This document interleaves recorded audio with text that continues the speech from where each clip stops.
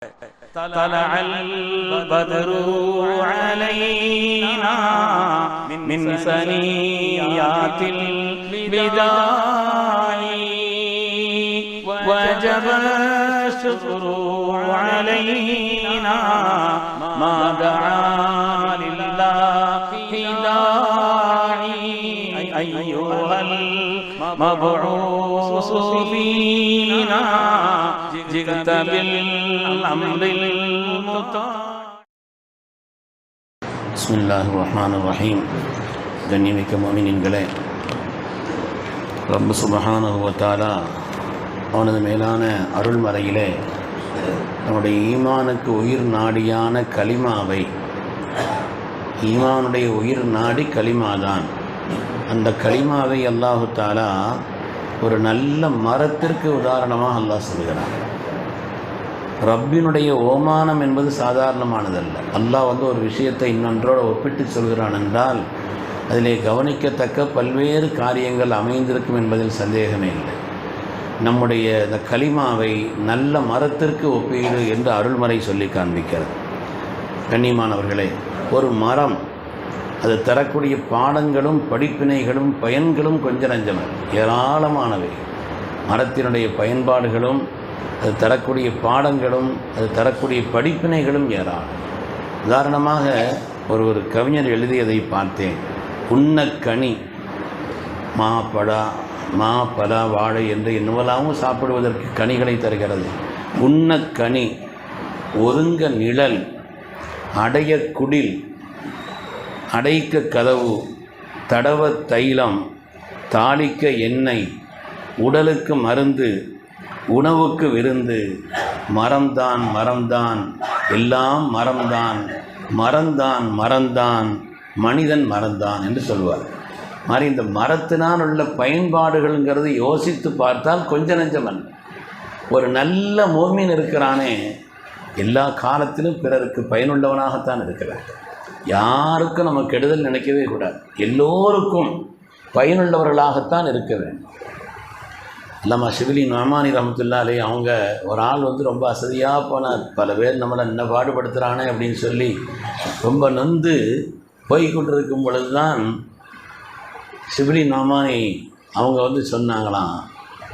அவங்கள்ட்ட போய் கேட்குறாங்க, இப்படி இருக்குதேன்னு சொல்லி. ஷிபிலி தன்னை நினைக்கிறார், எல்லாரும் என்ன பாடுபடுத்துகிறாங்களே அப்படின்னு சொல்லி தன்னை அவர் குறைபட்டு இவங்களுக்கு பழி வாங்காமல் விடக்கூடாதுன்னு நினச்சிட்டு இருக்கும் பொழுது ஒரு மரம் பேசியதை போல் உணர்கிறார்.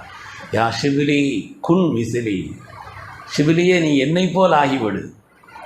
யா ஷிபிலி குன் விசிலி, ஷிபிலி அவர்களை நீங்கள் என்னை போல் ஆகிவிடுங்கள்.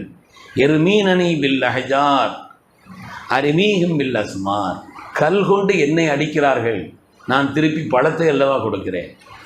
என்னை கல் கொண்டு அவர்கள் அடிக்கிறார்கள், நான் திருப்பி பழத்தை அல்லவா கொடுக்கிறேன். என்போல் நீங்கள் ஆகிவிடுங்கள் என்று அந்த மரம் பேசுவதா ஒரு செய்தியை அல்லாமா ஷிபிலி நுஅமானி ரஹ்மத்துல்லாஹி அலைஹி சொல்வார். மரம் என்பது ஒரு நல்ல சூழல். ஒரு அழகான மரம் வளர்ந்து செழிக்க வேண்டும் என்று சொன்னால் அடிப்படை தேவைங்கிறது நல்ல சூழல். அது மாதிரி ஒரு மூமின் ஈமான் உள்ளவனாக சிறந்த மூமினாக ஆக வேண்டும் என்று சொன்னால் நல்ல ஒரு சூழலில் இருக்கான். இதனால் இப்போல்லாம் தனி வீடு கட்டி அப்பார்ட்மெண்ட் ஆகி பள்ளி சத்தம் இல்லாமல் தொடர்பு இல்லாமல் ஒதுங்கிறது தான் மக்கள் நினைக்கிறாங்க. ஆனால் ஒரு நல்ல மூமின் இருக்கிறானே, பாங்கு சத்தம் கேட்டுக்கொண்டும் ஈமானுடைய தன்மையோடு உள்ள ஒரு நிலை, உறவுகள் சூழ வாழ்வதும். சில இடங்கள்லாம் போயாச்சுன்னா அந்த அப்பார்ட்மெண்ட்டில் உள்ளே போய் அவங்கள பார்க்குறதுக்குள்ளே பெரும்பாடு, அந்த அளவுக்கு ஆகிவிட்டது காலங்களுடைய நிலை. ஒரு நல்ல முஃமின் இருக்கிறானே, உறவுகள் சூழ்ந்தவன் வாழ வேண்டும், கல்விக்கூடங்கள் அமைந்திருக்க வேண்டும், மார்க்க ரீதியான தொடர்புள்ளவர்கள் தனக்கு இருக்க வேண்டும், நல்ல நண்பர்கள் இருக்க வேண்டும், ஹலாலான வியாபாரம். இப்படிப்பட்ட இந்த நல்ல சூழல்கள் தான் ஒரு மனிதனுடைய ஈமானை வளர்ச்சி அடைய செய்யும். எப்படி ஒரு நல்ல சூழல் என்பது மரத்திற்கு முக்கியமோ அது மாதிரி ஒரு நல்ல முஃமினுக்கு அவனுடைய சூழல் என்பது முக்கியம். நல்ல நண்பர்களும் முக்கியம். கெட்ட நண்பர்கள் அமைஞ்சிட்டாங்கன்னு வைங்க, கெட்டு போகிற மாதிரி நல்ல சூழல்கள் என்பது முக்கியம். அது மாதிரி ஒரு வலிமையான மரம் அப்படின்னு சொன்னால் கீழே வேர் விடக்கூடிய அளவுக்கு, எந்த அளவுக்கு வேர் போகுதோ, சில மரங்களுடைய வேர்கள்லாம் கிலோமீட்டர் கணக்கில் போகும். அப்போ எந்த அளவுக்கு வேறு விடுகிறதோ அந்த அளவிற்குத்தான் ஒரு மரத்தினுடைய வளர்ச்சி என்று சொல்வார். அது மாதிரி ஒரு மனிதன் அவன் தன்னுடைய தனிமை வாழ்க்கையிலே, ரகசிய வாழ்க்கையிலே எந்த அளவிற்கு அவன் சிறந்தவனாக இருக்கிறானோ அந்த அளவுக்கு வெளிச்சம் பெறுகிறான். வெளிப்படையில் பிரபல்யமாக இருக்கிறதுங்கிறது அல்ல, தன்னுடைய ரகசிய வாழ்க்கை, அந்தரங்க வாழ்க்கை, அதில் யார் ஒழுக்கம் உள்ளவனாக பரிசுத்தமானவனாக எந்த அளவிற்கு சீராக இருக்கிறானோ அந்த அளவிற்கு அவனுடைய ஆத்மார்த்தமான அவனுடைய வளர்ச்சி சாத்தியம் என்பதிலே அவனுடைய வளர்ச்சி அடிப்படை அதுதான். எப்படி மரங்கள் அடியிலே வேறு விட்டு எந்த அளவுக்கு போகுதோ அதுதான் சிறந்த மரம், வளர்ச்சி அடைந்த மரம். அது மாதிரி தான் ஒரு மனிதனுடைய வளர்ச்சி என்பது, ஒரு நல்ல மூமினுடைய வளர்ச்சி என்பது தன்னுடைய ரகசிய வாழ்க்கை. யாரும் பார்க்குறாங்களோ பார்க்கலையோ நம்முடைய ரகசிய வாழ்க்கை பரிசுத்தமானதாக ஆக்கி கொண்டால் அவன் வளர்ச்சி பெறுகிறான் என்பதில் சந்தேகம் இல்லை. மாதிரி மரங்கள் இருக்கிறதே படிப்படியாகத்தான் வளரும். நீ எல்லாருக்கும் ஆசை என்னன்னா நாளைக்கே பணக்காரன் ஆகிடும், நாளைக்கே எல்லாத்தையும் அடைஞ்சிடும், நாளைக்கே எல்லாத்தையும் முயற்சி செய்து மேன்மை ஆகிடும், இன்றைக்கி பலன் போடணும் நாளைக்கு பலன் எடுக்கணும், அப்படி தான் இன்றைக்கி. அது இயல்பன். மனிதனுக்கு 3 நிலை இருக்குது. முதல் நிலைங்கிறது முயற்சி அதிகமாக இருக்கும், பலன்கள் கம்மியாக இருக்கும். 2வது நிலைங்கிறது முயற்சியும் பலனும் ஒரே அளவுக்கு இருக்கும். 3வது இருக்கிறதே பலன்கள் அதிகமாக இருக்கும், முயற்சி கம்மியாக இருக்கும். இது முதல் 2 ஒழுங்காக இருந்தால் தான் 3வது அடைய முடியும். ஆனால் இப்பொழுது மனிதர்களுக்கு ஆசை என்னன்னா அந்த 3வது முதல்லே வரணும், இந்த பலன்கள் மாத்திரம் கிடைக்கணும், முயற்சியெல்லாம் ரொம்ப பண்ணக்கூடாது. அது இயல்பல்ல, இது ஒரு நல்ல மூமியினுடைய தன்மை அல்ல. ஒரு நல்ல மரம் என்பது எப்படி கொஞ்சம் கொஞ்சமாக ஒரு பிள்ளை சீராக வளர்வது என்பது கொஞ்சம் கொஞ்சமாக வளர்கிறதோ அது மாதிரி கொஞ்சம் கொஞ்சமாக பொருளாதாரமானாலும் சரி, அவனுடைய கல்வியானாலும் சரி, அவனுடைய அந்தஸ்தானாலும் சரி, அவனுடைய எல்லா காரியங்களுடைய வளர்ச்சிங்கிறது கொஞ்சம் கொஞ்சமாக இருந்தால் சீராக நிற்கும். பல மரங்களெல்லாம் 300 வருடங்கள் 400 வருடங்கள் என்றெல்லாம் இருக்கக்கூடிய மரங்கள் இருக்கிறது. திடீர்னு வளர்ச்சி அடையக்கூடிய உதாரணமாக மாடுகள் இருக்குது. 10-30 வருஷத்துக்கு மேலே மாடு இருக்காது, வேகமாக வளர்ச்சி அடையத்தான் செய்யுது. ஆனால் அது குறிப்பிட்ட காலம்தான். ஆனால் மரங்களை பொறுத்தவரையிலே கொஞ்சம் கொஞ்சமாக அது வளர்ந்து கொண்டு இருக்கிறது, நூற்றாண்டுகளை தாண்டி நிற்கிறது என்று சொன்னால் சாதாரணமானது. மரங்கள் உலகத்தில் உருவாகிய காடுகளில் மரங்கள் இருக்குதே சாதாரணமானது, அது லட்சக்கணக்கான ஆண்டுகள் ஆகுதுன்னு சொல்லுவாங்க. அதனால் கொஞ்சம் கொஞ்சமாக உள்ள வளர்ச்சிங்கிறது அது நின்று நிலைக்கும் என்பதை பெருமக்கள் சொல்வார். அது மாதிரி மரங்களை பொறுத்தவரையில் மழைதான் ஒரு மரத்தினுடைய உயிர். மழையே இல்லைன்னு வைங்க, மரம் காஞ்சி போயிடும். அப்போ ஒரு மரத்தினுடைய உயிர் என்பது மழை தான். அது மாதிரி ஒரு மனிதனுடைய உயிர் என்பது அறிவு, நிச்சயமான அறிவு, நல்ல அறிவு கேட்கணும். அல்லாஹ்விடத்திலே பயனுள்ள சிறந்த கல்வியை ரப்பே என்று நாம் கேட்டுக்கொண்டே இருக்கிறேன். அந்த ஒரு மனிதனுக்குண்டான உயிர் என்பது அறிவு தான். மரத்தினுடைய உயிர் என்பது மழை போல. ஸல்லல்லாஹு அலைஹி வஸல்லம் கூட அறிவை மழையோடு ஒப்பிட்டு சொல்வார். அதனால் ஒரு மனிதனுடைய உயிர் என்பது அவனுடைய அறிவு தான்.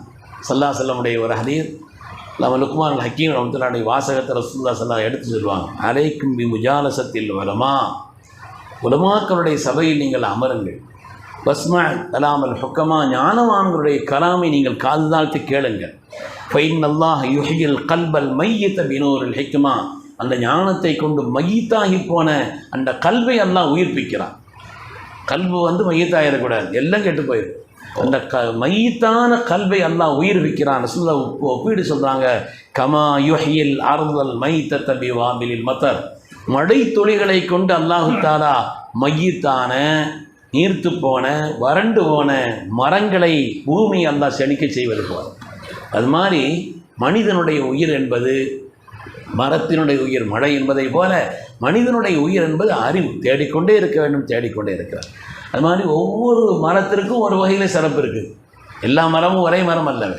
சில மரத்திலிருந்து உள்ள பயன்பாடுகள், உதாரணமாக மாமரம் இருக்குது, அதனுடைய பயன்பாடு வேறு. தேக்கு மரம் இருக்குது, அதனுடைய பயன்பாடு வேறு. யூக்கலிப்டஸ் மரம் இருக்குது, அதனுடைய பயன்பாடு. ஒவ்வொரு மரத்திற்கும் ஒவ்வொரு விதமான பயன்பாடுகள் இருக்குது. அதே மாதிரி தான் ஒவ்வொரு மனிதனுக்கும் ஒரு தனிச்சிறப்பு இருக்குது.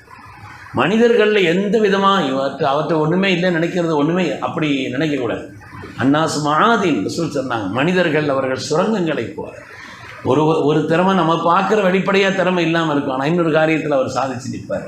அதனால் அல்லாஹு தஆலா சில குறைகளை சில ஆட்கிட்ட ஏற்படுத்தியிருக்கலாம், ஆனால் வேறு வகையாக நிறைவுகளை தந்திருக்கலாம். அதனால் யாரையும் இழிவாக கருதக்கூடாது. யாரையும் இழிவாக மட்டமாக லேசாக கருதக்கூடாது என்ற பாடத்தையும் மரங்கள் நமக்கு சொல்லித் தருகிறது. எப்படி ஒவ்வொரு மரங்களிலிருந்து ஒவ்வொரு வகையான பயன்பாடு இருக்கிறதோ அது மாதிரி ஒவ்வொரு மனிதர்களிடத்திலும் ஒவ்வொரு வகையான பயன்பாட்டை அல்லாஹ் வைத்திருக்கிறான். எனவே யாரையும் லேசாக நினைக்கக்கூடாது என்று மரங்களை கொண்டு நமக்கு நிறைய படிப்பினைகளை சொல்கிறார். ஆனால் இந்த மரம் ஒரு தீக்கு ஆபத்தாயிரும். அது மாதிரி ஒரு ஈமானுள்ள மனிதனுக்கு ஒரு குஃப்ரு வந்துடுச்சுன்னு வைங்க, அவன் ஈமானுக்கு நாசம் வந்துடும் என்று பெருமக்கள் சொல்வார். அல்லாஹு தாலா நல்ல மரத்திற்கு ஒப்பிட்டு சிறந்த ஈமானை சொல்வதை போல் அல்லாஹு தாலா நமக்கும் வலிமையான சிறந்த ஈமானை தந்தருள் புரிவானாக. பிறருக்கு பயனுள்ள நிலையில் வாழ்வதற்குண்டான உயர்ந்த பாக்கியத்தை அல்லாஹ் தந்தருள் புரிவானாக. ஆமீன் ஆமீன் யா ரப்பல் ஆலமீன். வ ஆகிரு தஅவானா அனில் ஹம்துலில்லாஹி ரப்பில் ஆலமீன். சுப்ஹானல்லாஹ்.